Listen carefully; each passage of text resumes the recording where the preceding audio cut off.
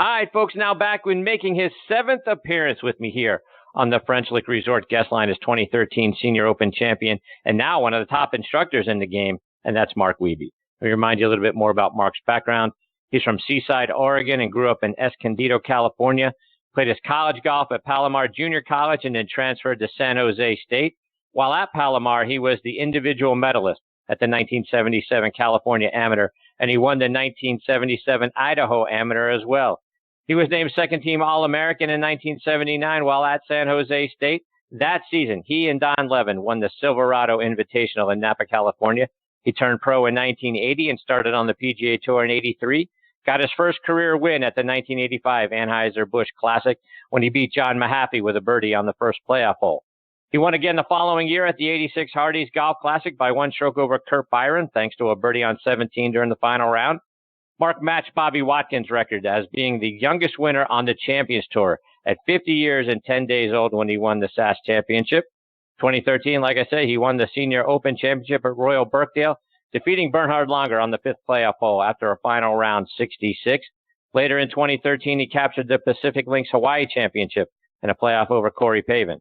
In all, he's won 8 times as a professional, twice on the PGA Tour, 5 times on the Champions Tour, plus the 1986 Colorado Open.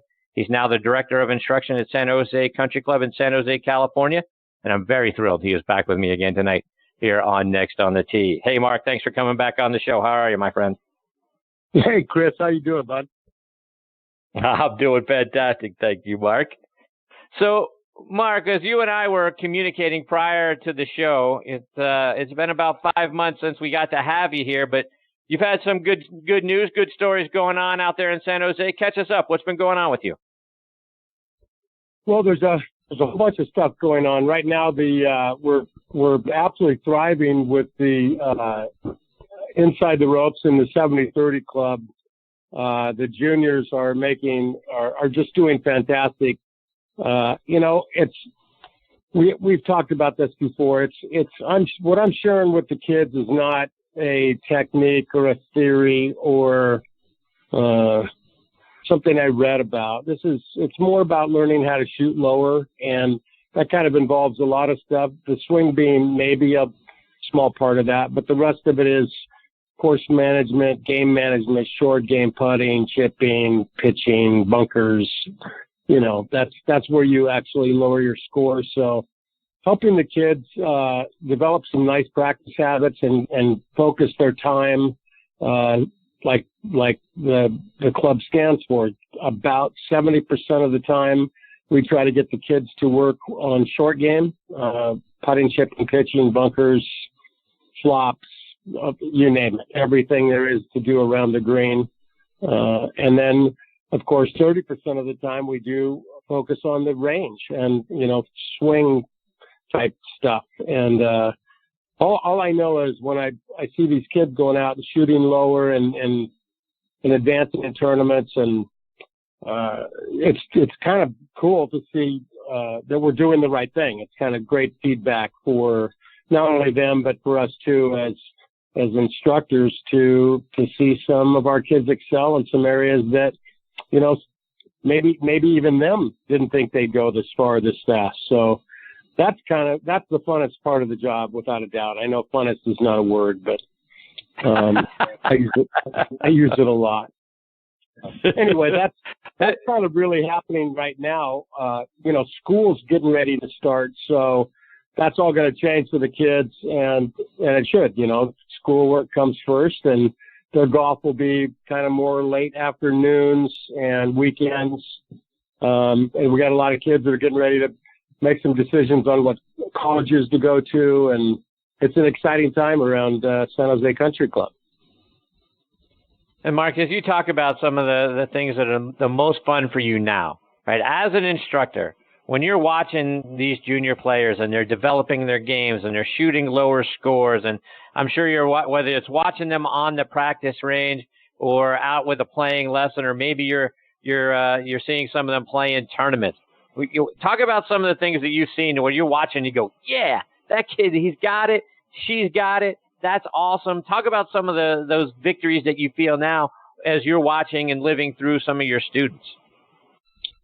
Well, I think lately, I think I've seen more adversity come up with some of the kids, where meaning it might be a unbelievable out of the blue triple bogey on a hole to go from shooting under to over, and how they responded to that and how they could leave that and not take it with them to the next shot, let alone the next hole, because all that does is make it worse. So, but to see them kind of trust that, because we all go through the time that we have a bad hole, and I'm 61. It's hard to shake that. I'm bummed out or mad or something for a while that I just completely botched a hole and turned maybe a birdie opportunity into a bogey or whatever the scenario. You just kind of it's hard to let that go sometimes, and the juniors don't have much reference to that, so they don't look back and have these experiences about how to deal with certain situations. So I'm trying to help them. It's not really a shortcut, but I'm trying to share with them the different scenarios and how important it is to get mad, get over it. Don't take that with you for one more second. Be into this next shot, this next hole, because this next shot is the most important one of the day. And it continues throughout your round, and trying to have them believe that sometimes, because they sometimes look at me like, you're a chubby white-haired guy. What do you know what you're talking about?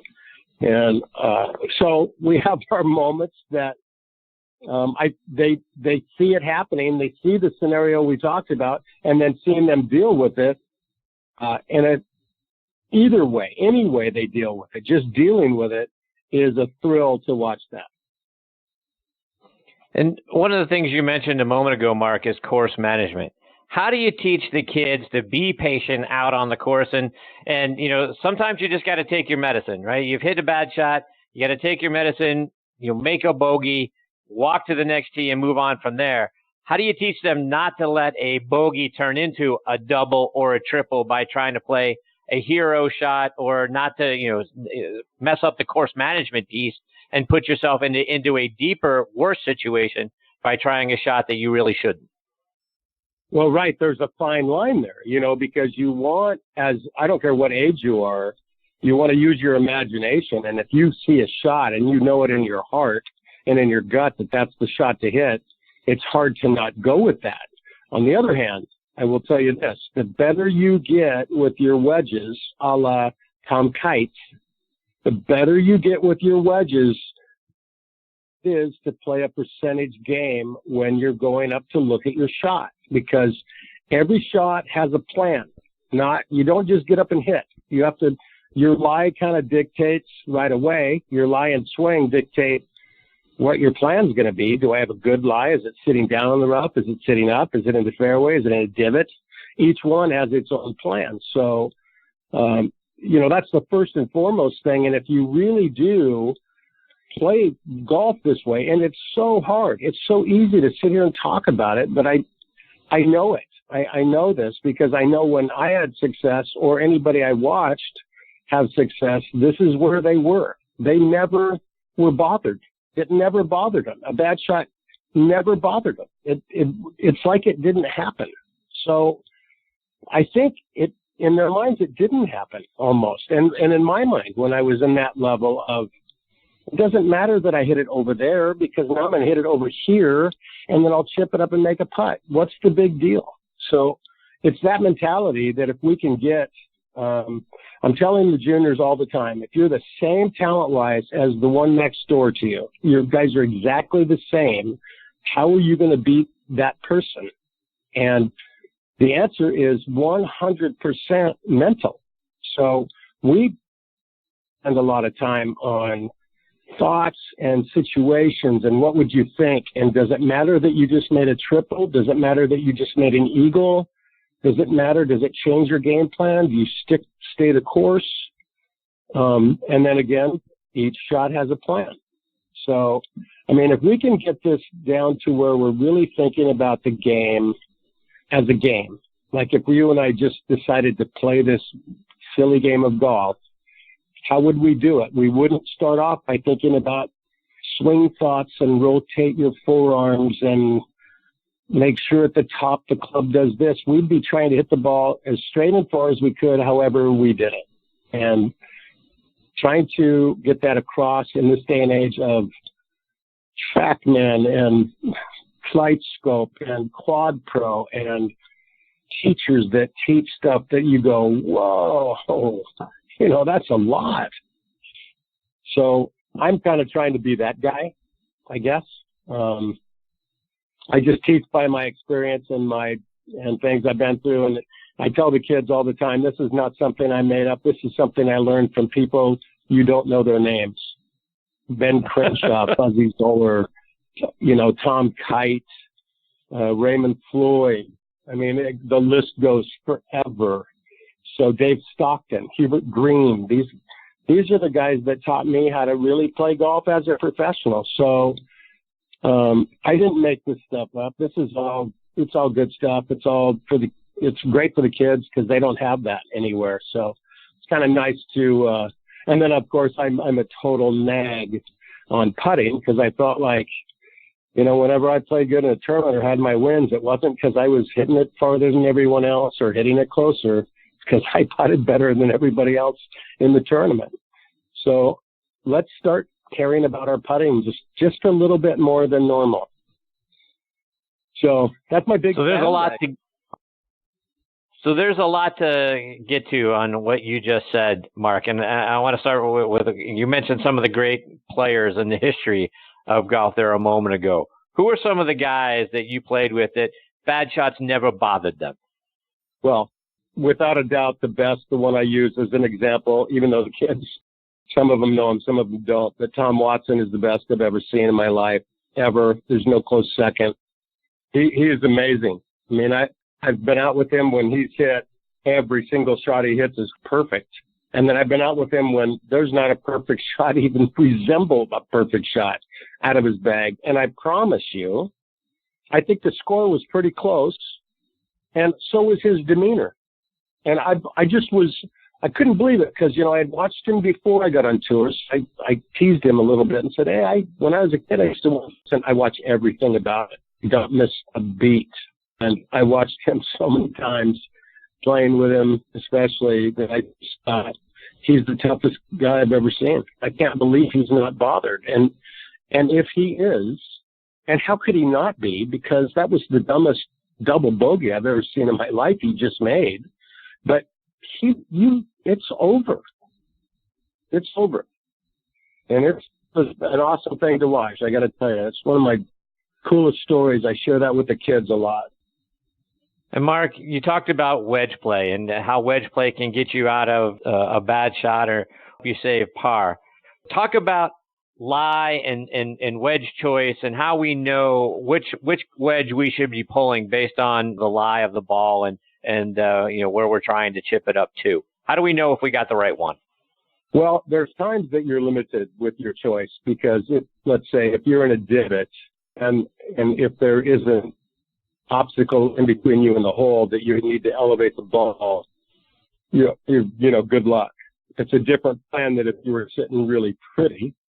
So the lie kind of dictates that. But if you did have a really good lie, you know, we all pitch differently. Of course, the more shallow you are, the more vertical the club is at impact, the more you're really using your bounce on your club. So, you know, different softer ground is different bounce. You would need different bounce than harder ground. But the whole story is you're trying to figure out which bounce is right for you so you can have like a zero out fault mode that you're in. This is how when I hit a pitch, this is how I hit it with this club, to know which bounce is right for you. And that's why I have a lot of the juniors trying to have different bounces on their 60 or 58 degree than on their 54 or 52 degree, I guess it is. So you may have different lofts, but you also have different bounces according to the lie. You're going to need different bounce for different lie situations. It's hard to pick a generic one because I don't think for each person. If it says 12 and you and I went out to hit pitches with the same exact sand wedge that had 12 degrees bounce, you might think a little differently than I do as that feel, because your bottom might be in a little different spot than mine. So it might be the exact same wedge and we might look semi-similar to hitting the shot, but the bounce will be affected differently by both of us, just the way we come into the ball. Just, that's how individual it is. I can tell you this, I'm a huge believer in bounce. I don't like no bounce. I like bounce on irons, all my irons, not just my wedges. So, Mark, one of the other things you talked about was putting. And I wanted to get your thoughts on putting, because I saw one of the great videos that you have out there earlier this summer. I know you were working with your junior students on 4-foot putts. What's a good way for us to make sure that we are more consistently sort of making those knee knockers, so we're not kicking ourselves as we walk off the green having two putted from 4 feet? Right. Well, there's a couple things. Mentally, you need to hit the putt like you're trying to make it. You can't wish it in or hope that it goes well. You have to hit it like you're trying to make the putt. That's A. You need to realize that on a 4-foot putt, I mean, sometimes you have to break it down very simple. On a 4-foot putt, how far back should your putter travel on a backstroke on a 4-foot putt? It could be, some people might say 4 inches, 6 inches, 8 inches. All I know is it's not very far, because if your putter goes back further on a 10-footer and shorter on a 5-footer than on a 4-footer, it's even shorter yet. So I think when I remember playing on the Pro-Ams, most amateurs had longer strokes. And I thought, why are you taking such a long stroke on a 4-foot putt? Because it's only going to lead to a deceleration, when you'd rather have a shorter stroke, seemingly, that would accelerate into the ball and send it on its way. So that would be my first go-to, is we don't need a whole bunch of stuff going on a 4-footer. You could take the putter back 3 inches behind the ball, set it on the ground, stop, pause, and then go through, and you'd make it.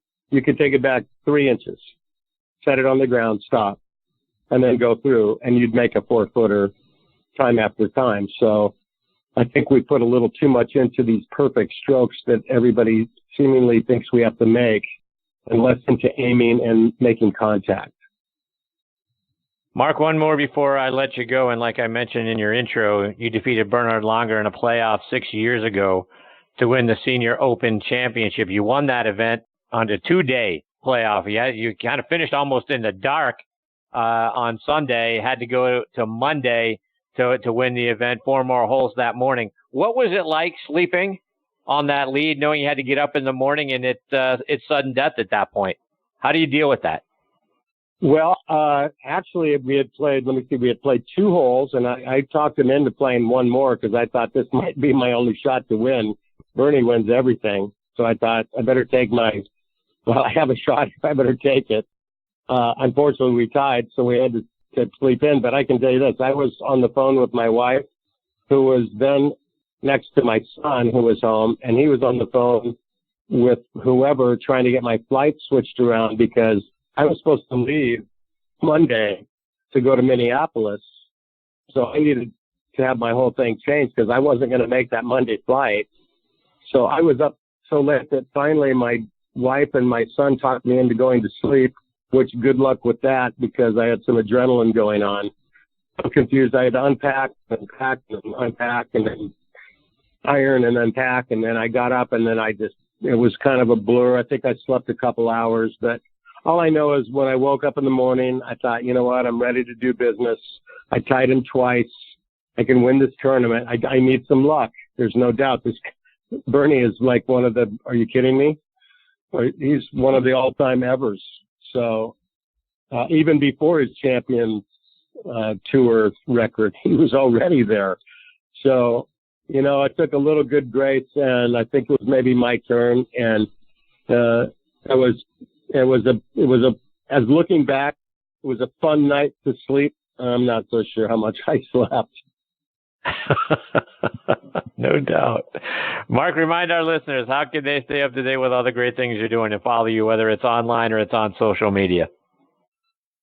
Wow. I'm at the best way to get a hold of me ever is markwiebegolf.com. That's my website. It's got all my emails and things we're doing with the 70-30 Club if you're a junior. Just quickly, just so everyone knows, as much as we love our stay here and have loved our stay, we are moving in about 2 months, and we're going to relocate in Arizona. And as soon as I know, I'm going to take my 70-30 Club, and it's going with me. It's right in my back pocket. And we're going to start a new program down in Arizona. And as soon as I know where that is, I would love to share that with you. So please, I'll be listening to our next conversation for sure. Absolutely. That's exciting news. Good for you. Look forward to having you back on the show, Mark, and talk all about it. That's awesome. Gives me an excuse to get back on here with you. Indeed. Mark, thank you so much for your time, my friend. Always a lot of fun having you as part of the show. I look forward to hearing all about Arizona and having you back on the show again real soon. That's awesome, Chris. Thanks so much, bud. All right. Take care, Mark. All the best to you and your family. That is Mark Wiebe. And again, Mark Wiebe Golf, W-I-E-B-E. MarkWiebeGolf.com is his website. Look forward to hearing all about the move to Arizona and the great things he's doing there. And always so much fun having Mark as part of the show. Hopefully, like I say, we get that news again and have him back real soon.